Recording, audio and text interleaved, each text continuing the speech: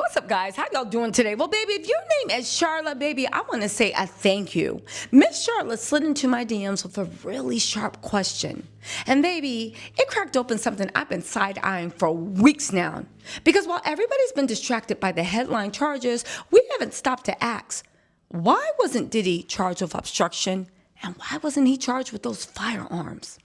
Okay, now let's break this down, because this happened in different acts. One, the phone that magically reappeared.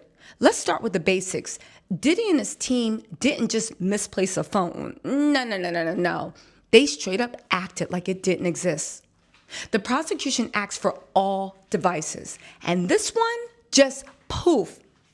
Okay, now if you guys don't remember, they actually in that had some legal documents, okay? Let's talk about the device one. Yes, that phone. The one that Diddy's team tried to pretend didn't exist, even after federal agents raided his home. Not only did they hide the phone, they doubled down, went full courtroom cosplay, filing motions, stalling, and trying to cloak it under employee-client privilege. Now, pause. What even is employee-client privilege? That's like trying to say your intern's iMessages are protected under the Constitution. It was so unserious that even the judge couldn't keep a straight face. Here's what Judge Aaron actually said in the June 9th ruling. The court finds that Diddy has not met his burden to establish attorney-client privilege over the contents of device one. The arguments raised were not credible and appeared to be a strategic attempt to delay. Boom, strategic delay. Not an innocent mistake, not paperwork confusion, a stall tactic. But let's be clear. The feds believe this phone contained obstruction evidence. The government made that plain in their filings. They even threatened to sink contempt or obstruction charges based on the delay. And Diddy's team fought all the way to appeal, trying to block it. And they lost. So what happened? Why didn't the obstruction charge show up in the final list? If this were anyone else, they'd already be halfway through a sentence, not a brand rebrand. Even the court noted Diddy conspired with his assistant KK to shield the phone. This wasn't just hiding a phone, this was hiding a crime. If you guys don't know, when your house gets raided, you have to turn over everything and anything. Diddy refused that. They literally counted that as obstruction of justice. The only thing more suspicious than the device itself is the silence around why the obstruction charge disappeared. Are they saving it for sentencing? Are there more charges coming? Or did someone decide that was a little too close to Pandora's box? Whatever the reasons, that phone was the blueprint. It told on everybody, and the judge made it clear that they saw through the act.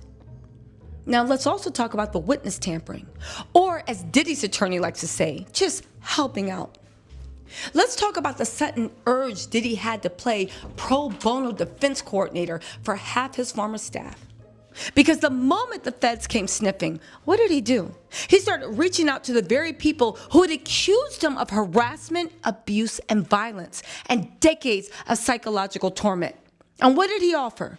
Not an apology, not accountability. He offered to pay for their lawyers. And if you believe the messages from D-Rock, also help them out if they could anything financially. Now, pause. Sit with that. You're facing a federal investigation, and instead of staying quiet and lawyering up, you're dialing people who've accused you of criminal behavior before they speak to the grand jury? Offering to foot the bill for their legal defense? That's not generosity, you guys. To me, that's influence laundering. Chef Jordan said it loud. Diddy contacted her and offered legal help before she even met with the feds. The feds made her an appointment. They subpoenaed her for the grand jury, but before she even met, he was up in there. The same woman who said she was threatened and harassed and felt like her life was in danger. And guess what? Chef Jordan wasn't alone. There are multiple people behind the scenes and in documents and documentaries saying the exact same thing. He tried to get in early and get control. So let's connect the dots here. Because this isn't just about Diddy being a micromanager. This is textbook witness tampering, even if he dressed it up in Louis Vuitton and called it support. Now, you and I both know this man doesn't pay invoices out of sentiment. I think, and I believe, that he was paying for silence, and he wanted to control the narrative. Now, here's the deeper game.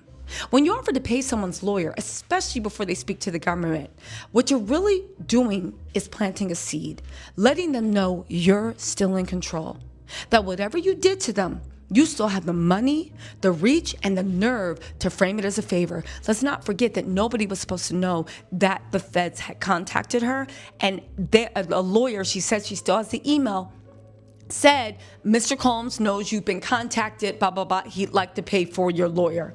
And let's not forget, these weren't just disgruntled employees. These were people who reported being assaulted, imprisoned, stalked, and degraded. Some of them had audio, photos, and witnesses, and he still reached out like it was nothing. This is not just tampering. That's emotional extortion, in my opinion, dressed up in legal paperwork. And I think the prosecution knows this. It seems like they referenced it. It's buried in footnotes. It's in redacted filings, and it reeks of strategy. But so far, no formal witness tampering charge. So again, we have to ask, are they saving it for sentencing? Are they tying it to a bigger federal case later?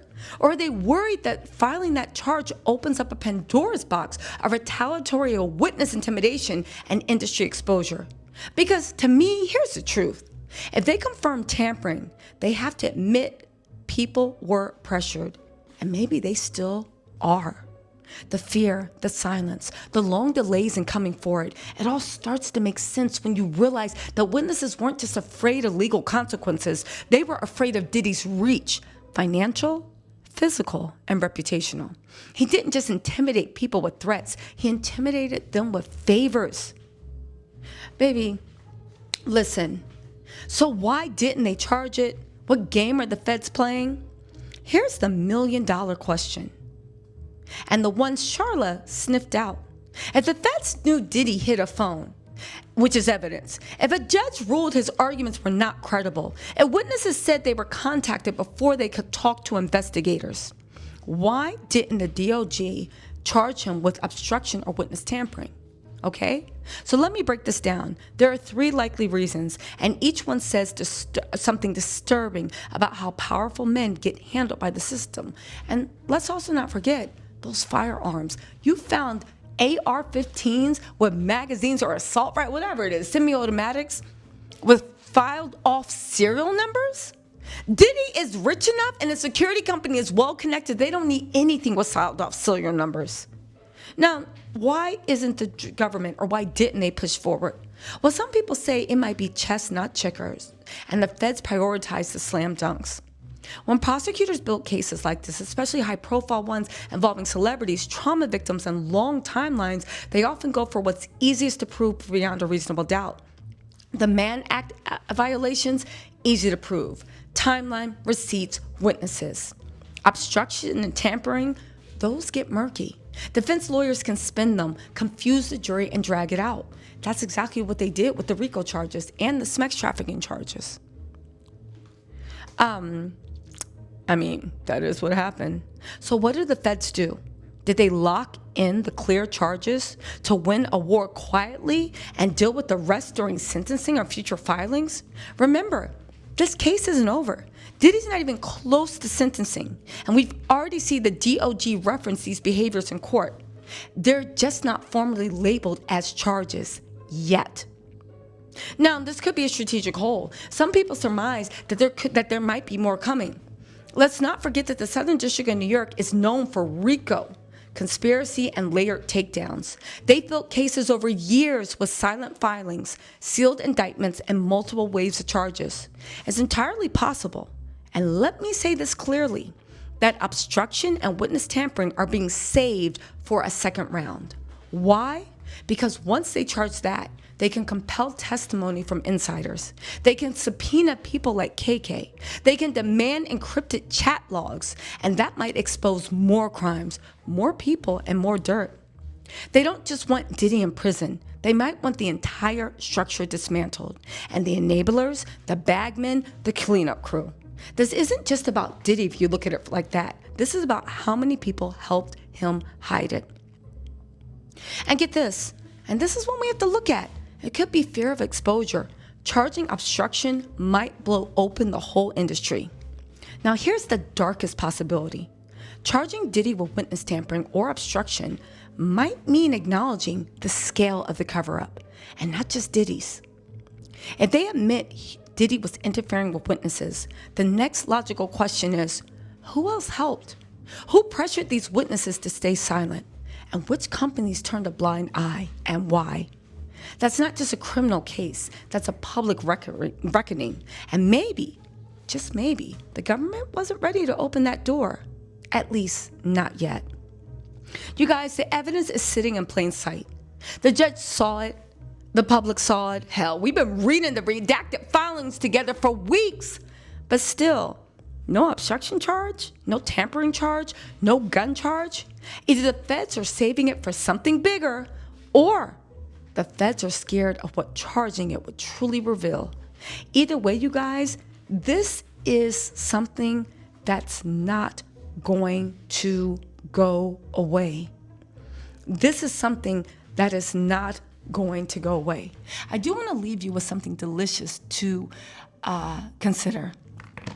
Let's just say the base level of this offense put him at hypothetically, 10 to 12 years. That's 5 years for each crime.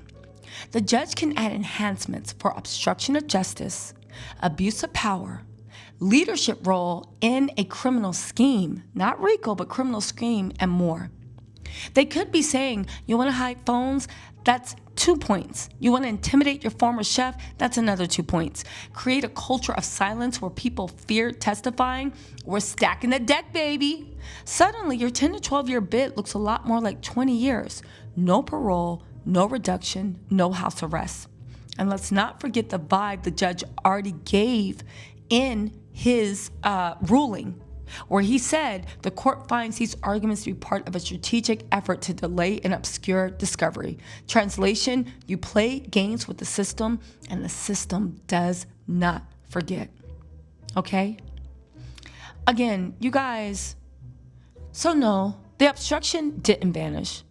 Maybe it's just marinating, waiting to show up in the courtroom. Not as a headline, but as the reason Diddy walks out of that sentencing hearing with 2 decades and no sympathy. I don't know, y'all. Listen, it's a lot to think about, but we need to start thinking about everything at this point. Let me know in the comments, because I am genuinely interested to hear, and I read everybody's comments. What do you think about no obstruction and no gun charges when they clearly had everything they could? Are they saving it for sentencing, or was it something more? Let me know what you think in the comments. I'll talk to y'all later. Bye.